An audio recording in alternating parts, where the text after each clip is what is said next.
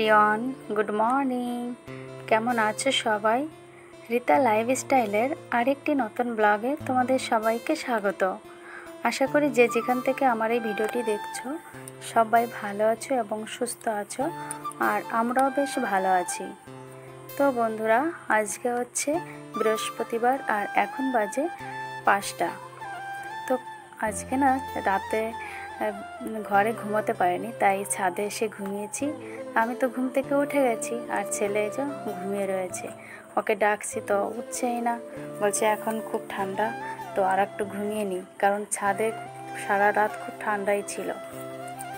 তারপর আমি উপর থেকে নিচে চলে এসেছি। এই যে এখন ঘরের কাজটা করছি, ঘরটা ঝাড় দিচ্ছি। প্রায় ঝাড় দেওয়াটা কমপ্লিট হবে, আর ঘর ঝাড় দেওয়ার পরে বাদবাকি কাজগুলো করব।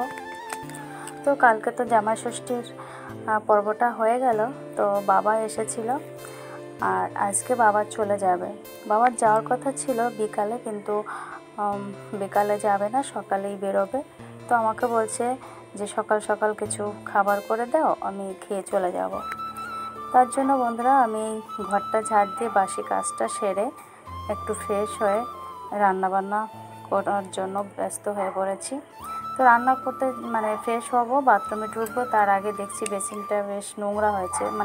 কালকে যে তেল মশলার খাবারটা বেশি খাওয়া হয়ে গেছে, তো হাত ধুতে ধুতে না এখানেও তেল তেল ভাব হয়ে গেছে। তো চান করতে যাওয়ার আগে আমি বেসিনটাও একটু পরিষ্কার করে নিচ্ছি। আর পাশে বাবা বসেছিল, তো বলছে তুই কখন রান্না করবি, আমার কিন্তু দেরি হয়ে গেলে আবার অসুবিধা হবে, কারণ এখন একটু মেঘমেঘ করছে, একটু পরেই যে রোদ উঠবে, এই রোদে যা গরম দেয় না, প্রচুর কষ্ট হয়। তো আমার বাবার বাড়িতে যেতে হচ্ছে 2 ঘন্টা বা 2.5 ঘন্টা লাগে, তার জন্য বাবা ব্যস্ত হয়ে পড়েছে বাড়িতে যাওয়ার জন্য। তো আমি বেসিনটা পরিষ্কার করে একটু ফ্রেশ হয়ে তারপর জামা কাপড় চেঞ্জ করলাম আর ফ্রেশ হচ্ছি, আর এরপরেই রান্না করব। তো বাবা বলছে যে এখন মশলা জাতীয় কিছু খাবার আমি খাবো না, একটু হালকা পাতলা কিছু ঝোল করে দে, তাই দিয়ে ভাত খেলে ভালো লাগবে। কারণ বাবার হচ্ছে কোলেস্ট্রল আছে, তো মশলা জাতীয় খাবার খেলে ওনার আর ভালো লাগে না। তো কালকে খেয়েছে আর ভাল লাগছে না, তাই এখন হালকা পাতলা ঝোল খাওয়ার কথাই বলছে। তো ঘরে মিষ্টি দই সব কিছুই রয়েছে। বাবাকে বলছি যে তুমি কি খাবে এখন এগুলো? তো বাবা বলছে ঠিক আছে একটু দাও, পরে ভাত খেয়ে বেরোবোক্ষণ। তা আমি ফ্রেশ হয়ে তারপরে বাবাকে এই দই মিষ্টি মুড়ি দিয়ে খেতে দিচ্ছিলাম। তো এদিকে ছেলেকে বারবার ডাকছি নিচ থেকে, কিন্তু ও নিচে আর আসছে না। আজকে যেহেতু ওর পড়াটাও নেই, তাই ঘুমোচ্ছে, ঘুমের থেকে উঠছে না। যেদিন পড়া থাকে না সেদিন ঘুমের থেকেই ওঠে না, যতই আমি ডাকি না কেন। তো আমি আর উপরেও যাচ্ছি না ওর সঙ্গে, ওকে ডেকে তুলে নিয়ে আসবো। তো নিচ থেকে শুধু ডেকেই যাচ্ছে, আর ওর কোনো সাড়াই দিচ্ছে না, আর নিচেও আসছে না। তারপর বাবাকে খাবার দিয়ে আমি এই যে রান্নাবান্না চাপিয়ে দিয়েছি। ভাতটা উতল এসে গেছে, আর এদিকে আমি বাটা মাছ দিয়ে বেগুন দিয়ে ঝোল করব। তো মাছটা আমি ভাজতে দিয়ে দিয়েছি, আর বেগুনটাও কেটে নিচ্ছি। আর এই দেখো বন্ধুরা, বাইরে বেশ রোদও বেরিয়ে গেছে। সকালে যখন ঘুম থেকে উঠেছে তখন রোদ আজকে হবে না এরকম একটা ভাব দেখা যাচ্ছিল, কিন্তু কিছুক্ষণ বাদে খুব রোদ উঠছে, আর এখন গরমটাও শুরু হয়ে গেছে। এই যে রান্না করছি আর ঘামছি, আর সারাদিনে কীরকম ঘামবো জানিও না। তো ভাতটা প্রায় হয়ে যাচ্ছে, আর মাছটাও আমার ভাজা হয়ে গেছে, আর এখন এই ঝোলটা করব।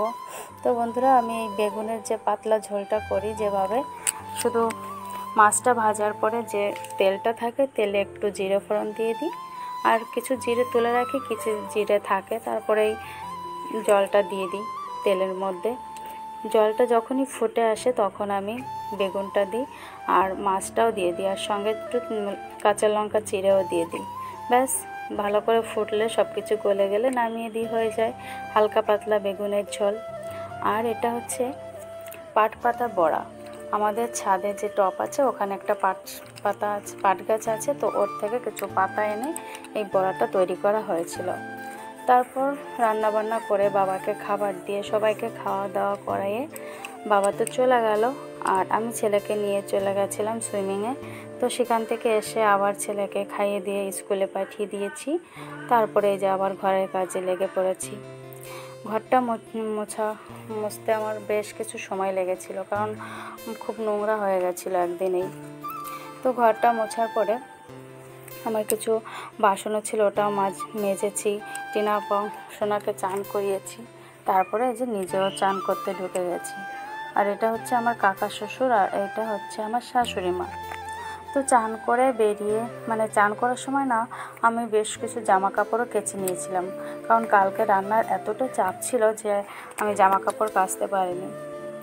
তারপরে জামা কাপড় কেচে আমি ছাদে চলে আসছি। আর ছাদে দেখছি প্রচুর রোদ। তো রোদের মধ্যে গেলে না সে খুব তাপ, তো রোদে গেলেই আবার ঘেমে যাচ্ছি।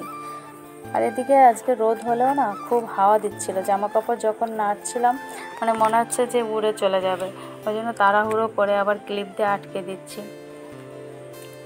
আর টিভিতে শুনছি যে আজকে নাকি বৃষ্টি হবে, কিন্তু এখনও তো হয়নি। আর আকাশে প্রচুর রোদও দেখা যাচ্ছে। তো বৃষ্টি হয়তো হবে না আজকে, কিন্তু খবরে তো দেখাচ্ছে বৃষ্টি হবে। হাওয়াটা দিচ্ছে, গরম আছে, তার মধ্যে হাওয়াও দিচ্ছে। তো চান টান করে যে ছাদে এসে জামা কাপড় তো নাড়া হয়ে গেল। এখন ছাদে বসে আমি চুলটাও আঁচড়ে নিচ্ছি, কারণ মাথার চুল এত পরিমাণে উঠছে। ঘরে বসে আঁচড়ালে না প্রচুর চুল পড়ছে। তো চুলে ঘর যখন ঝাড় দিই না, তখন শুধু চুল আর চুল পাই। ওই জন্য ভাবলাম যে ছাদে বসে আমি চুলটা আঁচড়ে যাই। তারপরে চুল টুল আঁচড়ে একটু ফ্রেশ হয়ে নিচে যেয়ে তারপর সবাইকে খাবার দিচ্ছিলাম। আর এদিকে আমার ছেলে তো স্কুলে গেছে, ও এখন বাড়িতে আসেনি। তো আমি, শাশুড়ি আর শ্বশুর আমরা ভাত খাবো, তাই সেগুলোই বাড়ছি। আর এই যে তিশান পাপা, ও স্কুল থেকে এসেছে আর আমার সঙ্গে শুধু দুষ্টুমি করছে। ওকে বলছে তুমি ওর খাওয়া হয়ে গেছে, তুমি ঘুমিয়ে পড়ো। ও বলছে না বাপি, আজকে আমি ঘুমোবো না, আজকে আমি তোমাকে শুধু তোমার সঙ্গে খেলবো। আমাকে তাই বলছে। আমি এখন খেলবোই না, আমি খাবো, খাওয়ার পরে আমি ঘুমোবো, তুমিও ঘুমিয়ে পড়ো। তাও ঘুমোচ্ছে না। আর এই যে আমি খাবার দাবার গোছাচ্ছি, ও ক্যামেরাটা ধরছে, ওই ভিডিওটি করে দিচ্ছে আমাকে। তারপর এদিকে খাবার দাবার সব রেডি করে শ্বশুর শাশুড়িকে ডাকলাম। তো ওনারা একটু লেটে আসার জন্য আমি খাবারগুলো ঢাকনা দিয়ে ঢেকে রেখে নিজে তারপরে খেয়ে নিয়েছি। পরে বেশ কিছু সময় একটু শুয়ে বসে থেকে ছেলে বাড়িতে আসলো, ওকে খাইয়ে দিয়ে আবার কম্পিউটারে পাঠিয়ে তারপরে আবার এই যে বিকালে ছাদে চলে আসি। জামা কাপড় তুলে নিয়েছি। আর এখন রোদটাও আকাশে সূর্যটাও নেই। আর দেখো বন্ধুরা, আকাশে দেখলাম বিকালে লাল লাল মেঘ, তার জন্য এরকম কালার দেখা যাচ্ছে প্রকৃতিটা।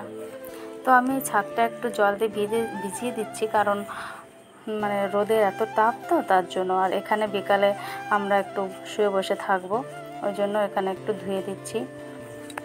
আর গাছগুলো তো জল দিতে হবে, কারণ সারাদিন খুব রোদ হয়েছে। আর এখানে আমরা রাত্রেও শুয়ে থাকি মাঝে মধ্যে। খুব যেদিন গরম পড়ে খুব, সেদিন আমরা মাঝে মধ্যে ঘুমিয়েও থাকি এখানে।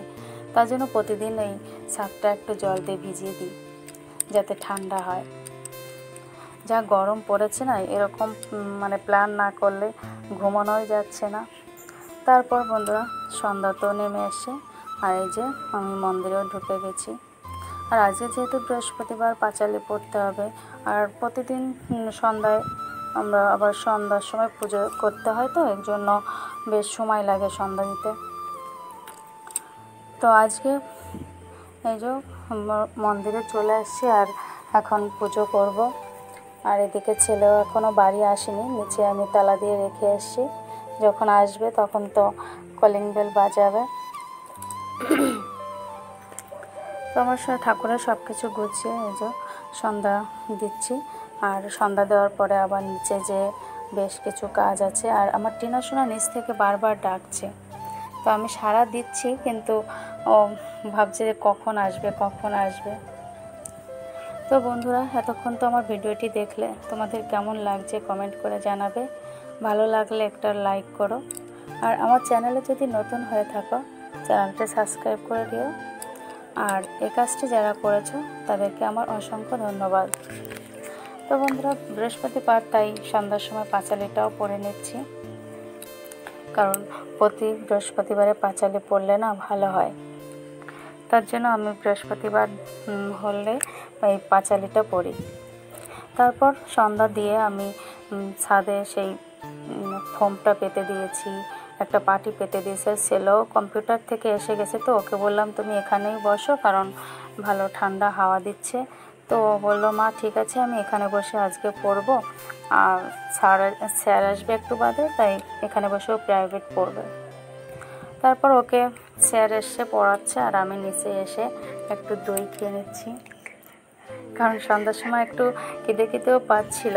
তা ঘরে দই মিষ্টি রয়েছে, তো মিষ্টিটা আর খাচ্ছি না, দই খাচ্ছি আর বরের সঙ্গে গল্প করছিলাম ফোনে।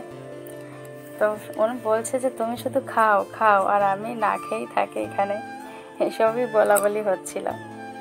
তারপরে খাওয়া দাওয়া সেরে আমি জামা কাপড় ভাঁজ করার ছিল, সেগুলো ভাঁজ করে জায়গায় রেখে দিচ্ছিলাম। আর ততক্ষণে বর আমার সঙ্গে ফোনে কথা বলেই যাচ্ছিল, গল্প এটা ওটা, বাড়ি না থাকলে যা গল্প হয় বিভিন্ন রকমের কথা এই সেই। তারপরে শাশুড়ি মা এসে বেশ কিছু খেজুর নিয়ে, অনেক দিন বাদে বন্ধুরা এই খেজুরগুলো দেখলাম আর খেয়েছি। আমাদের দেশি যে খেজুর, সেই খেজুর আমার দেওর দিয়েছে, তাই শাশুড়ি মা নিয়ে এসছে। তারপরে রাত্রে খাবার দাবার তৈরি করলাম, রুটি, সেই যে সবাই মিলে আমরা এখন। তো বন্ধুরা রাতের খাওয়া দাওয়া হয়ে গেল আর এখন 11টা বেজে গেছে, তো ঘুমিয়ে পড়বো। জানি না ঘুমোতে পারবো কিনা, কারণ পাখার স্পিড এতটাই কম, চলছে না। তাও ঘুমানোর চেষ্টা করব, ঘুমোতে তো হবে। তো বন্ধুরা দেখা হচ্ছে পরবর্তী ব্লগে, ততক্ষণে তোমার ভালো থেকো, সুস্থ থেকো। গুড নাইট বন্ধুরা রাতের খাওয়া দাওয়া হয়ে গেল আর এখন 11টা বেজে গেছে, তো ঘুমিয়ে পড়বো।